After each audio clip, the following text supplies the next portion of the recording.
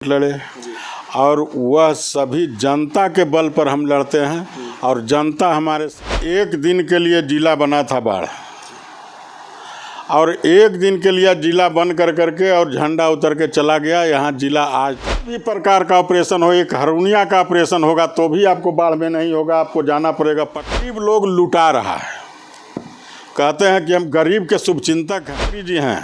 उनसे मेरा आग्रह होगा कि कभी भी बिना बताए हर अनुमंडल अस्पताल जो है उसको औचक निरीक्षण करके देखा। 24 घंटा के लिए बिहार का मुख्यमंत्री बना दिया गया, तो सबसे पहले लॉ एंड ऑर्डर में क्या सुधारेंगे आप? एजुकेशन, हेल्थ या यहाँ का लॉ एंड ऑर्डर? कोई आपको छेड़ने वाला नहीं मिलेगा। तो जब तक अफसर पर रौब नहीं रहेगा और अफसर को रौब नीचे नहीं रहेगा, तब तक लगी इसको सुधार नहीं सकते हैं।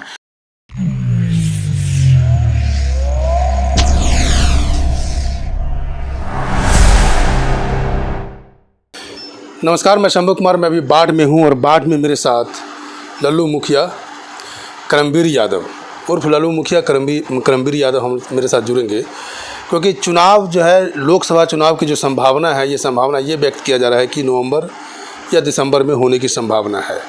इसलिए हम लोग पूरे बिहार दौरे पे हैं और जो भावी प्रत्याशी हैं या जो चुनावी राजनीति में हैं उनसे हम बातचीत करेंगे। सर, सबसे पहले आपका स्वागत है मेरे चैनल में। धन्यवाद। सर, नवंबर दिसंबर में चांस है लोकसभा चुनाव होने का। सबसे पहले ये बताइए कि आप लोकसभा के लिए प्रिपेयर हैं या विधानसभा के लिए? देखिए, लोकसभा बहुत बड़ा इलेक्शन है, 6 विधानसभा का एक लोकसभा है, और इसमें इंडिपेंडेंट लड़ना उचित नहीं है। इसलिए हम विधानसभा के ही हम तैयारी में। मतलब आप पूरा माइंड में कि विधानसभा? हम तो इंडिपेंडेंट हैं, तो हम तो विधानसभा लड़ेंगे। और इंडिपेंडेंट भी विधानसभा ही लड़ेंगे? इंडिपेंडेंट ही विधानसभा भी लड़े हैं, इंडिपेंडेंट हम विधान परिषद भी लड़े हैं। लेकिन आप जिस तरह से मेहनत कर रहे हैं या आपके क्षेत्र में जिस तरह से आपका नाम है, अगर एक मिनट के लिए हम मान ले ये सत्य हो जाए कि आपको किसी पार्टी से लोकसभा में टिकट मिल रहा है, क्योंकि थोड़ा बहुत तो आप प्रयास करेंगे ही टिकट लेने का लोकसभा से। देखिए, किसी पार्टी से नहीं, यहाँ 2 ही को पार्टी है अभी, या तो एनडीए है नहीं तो महागठबंधन है। तो जब इन दोनों पार्टी से टिकट मिले तब सोच सकते हैं।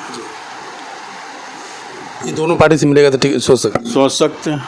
लेकिन हम लोग जो सर्वे कर रहे हैं, हम लोग जो घूम रहे हैं, तो यहाँ तो इस एरिया में इस खास करके आपका भी वर्चस्व या दबदबा या जनता के बीच जो आपका जो पहुँच है वो आपका कम नहीं है।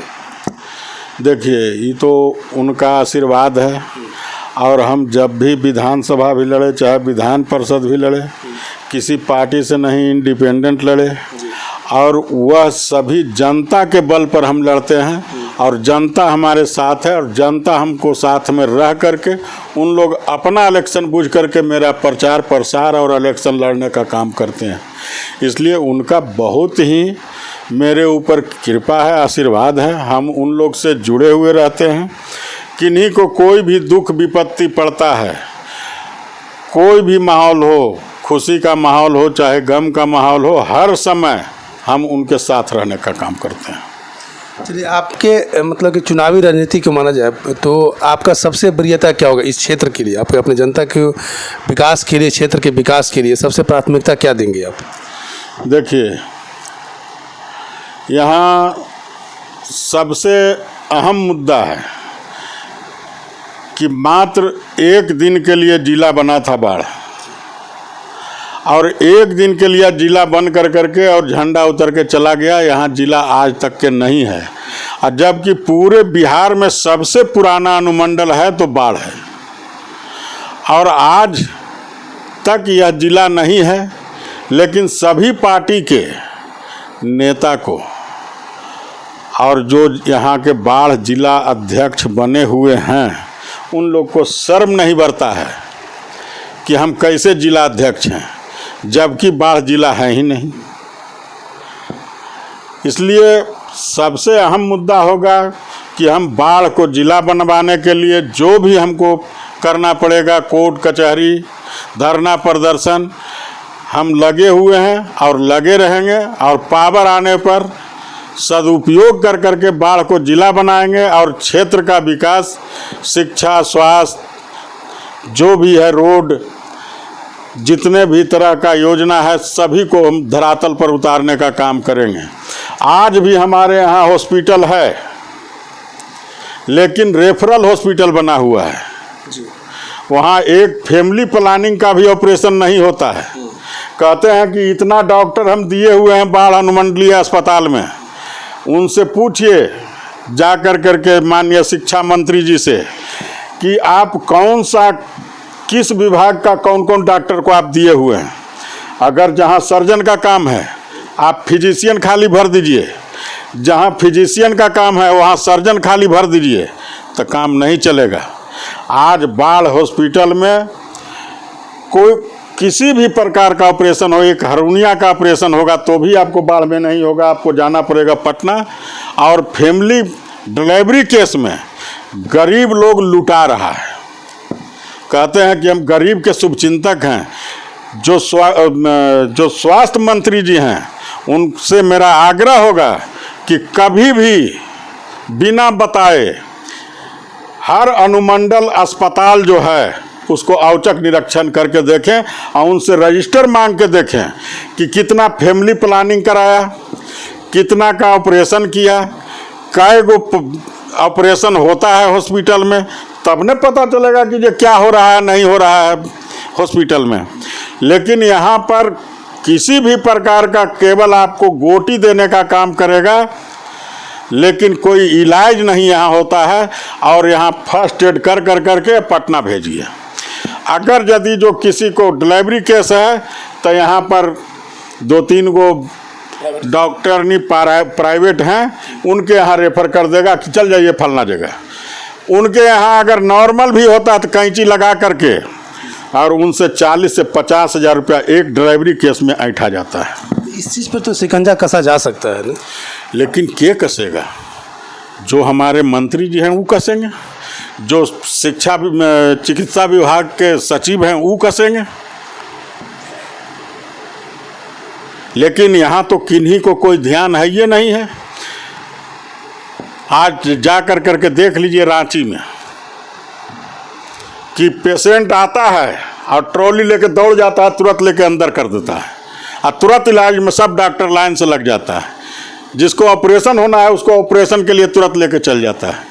लेकिन हमारे बिहार में अगर यदि जो आपको PMCH जाना हो, NMCH जाना हो, एम्स जाना हो, कहीं भी जाना हो, आपको इंदिरा गांधी आयुर्वेदिक संस्थान जाना हो, तो आपको अगर पैरवी है तो बेड मिलेगा, पैरवी नहीं है तो आप डिड़ियाते रहिए चबूतरा पर, कोई आपको देखने वाला नहीं है, कोई आपको ट्रॉली लेके नहीं आएगा कि हाँ पेशेंट आया इसको ले जाएं। तो आप स्वास्थ्य बाढ़ के क्षेत्र के साथ साथ आप पूरे बिहार के स्वास्थ्य विभाग पर आप उंगली उठा रहे हैं। पूरे बिहार का कहीं भी आप जा करके देख लीजिए। आप मीडिया बंधु हैं, आप जाने के लिए हर जगह स्वतंत्र हैं, आप हर जगह जाके देख सकते हैं कि क्या हो रहा है। बेड 5-5 लाख के मंगा लेते हैं सभी हॉस्पिटल में। बेड किस काम का जब ऑपरेशन ही नहीं होता है? काहे के लिए उसमें पैसा फंसाए? इसलिए आपके चैनल के माध्यम से चिकित्सा मंत्री जी से, हम स्वास्थ्य मंत्री जी से आग्रह करेंगे कि हर अनुमंडल के अस्पताल में औचक निरीक्षण करें और PMCH को कभी भी जा कर के देखें बिना बताए हुए, बिना इन्फॉर्मेशन के। तो जाते रहते हैं, तो बीच में जो जाते सर जाते रहते हैं, उनके जाने के पहले सब जगह इन्फॉर्मेशन हो जाता है। काहे के लिए? कौन मिलेगा? सेटिंग हो जाता है, कोई नहीं मिलेगा। अगर अभी आप जाइए और आपका कोई सूचना लीक नहीं हो, वहाँ पहुँचिए, पहुँचने के बाद में देखिएगा तो आपको कोई नहीं मिलेगा। पेशेंट डिड़ियाते आपको मिल जाएगा कि हाँ डिड़िया रहा है, मरे बगैर बिगाड़ हो रहा है इसको, लेकिन कोई देखवैया नहीं है। शिक्षा विभाग पर क्या कहना है? देखिए शिक्षा विभाग ये बात की बात कर, अभी हर चीज़ में,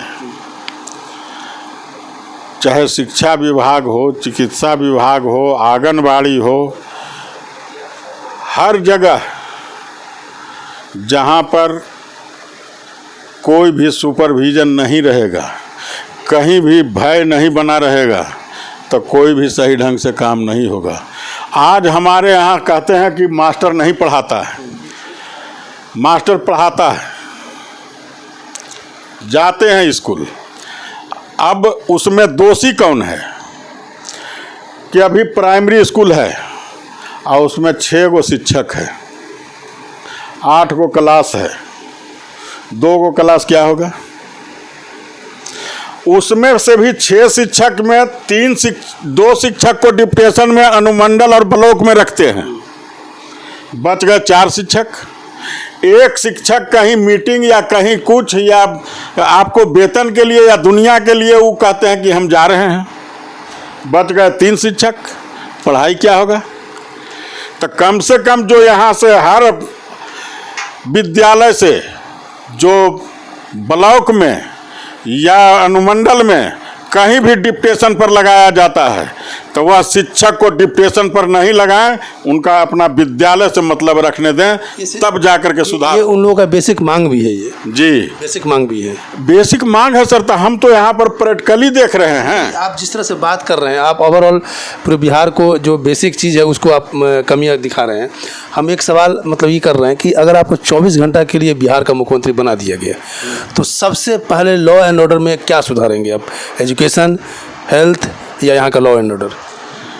देखिए, एक हम लोग के यहाँ देहात में कहावत है कि खेती और बेटी दोनों रौब से चलता है। अगर यदि जो किसी को यह चीज़ भय नहीं बना रहेगा कि हाँ फलना के खेत है, उसको कोई हार बिगाड़ नहीं करेगा। उसी तरह बेटी की हाँ फलना बाबू के बेटी है या फलना गांव के है, कोई आपको छेड़ने वाला नहीं मिलेगा। तो जब तक अफसर पर रौब नहीं रहेगा और अफसर को रौब नीचे नहीं रहेगा, तब तक लगी इसको सुधार नहीं सकते हैं।